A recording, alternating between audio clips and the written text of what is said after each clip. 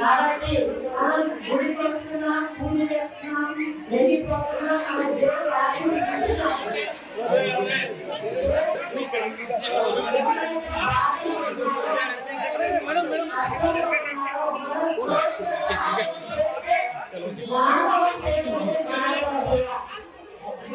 దేవుడు మన చెప్పించారు, సేవ చేసుకోండి,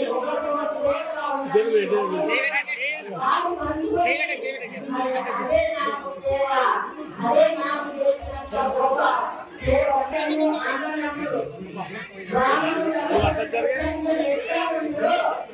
మరి ఈ రోజు మన సమాజంలో ఏ విధంగా వెళ్తున్నారు, ఏ మార్గంలో వెళ్తున్నారు మరి అనేది మనం తెలుసుకోవాలి.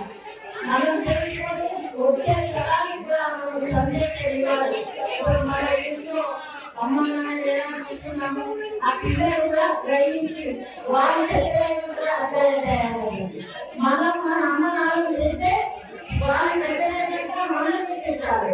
కాబట్టి మన సంస్కారం, మన పద్ధతులకి మన పిల్లలు నేర్పాలి. మరి ఆ విధంగా మన అందరూ కూడా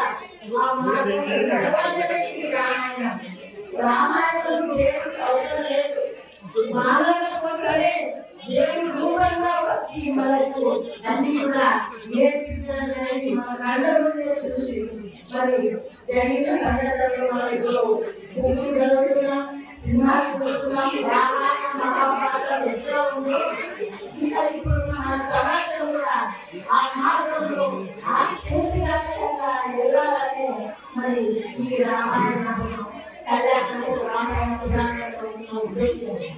అంతేగాని పైసలు అయిపోతాం, పైసల కోసమే మనం ఇంటి అని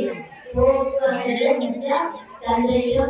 దయచేసి మీరందరూ కూడా మన పిల్లల్ని మంచి మార్పులు నడిపించి అభివృద్ధి చేసి సమాజ సేవకు, సమాజం ఏది కోసమే ఏది కొరకాలని మా యొక్క ముఖ్య ఉద్దేశం.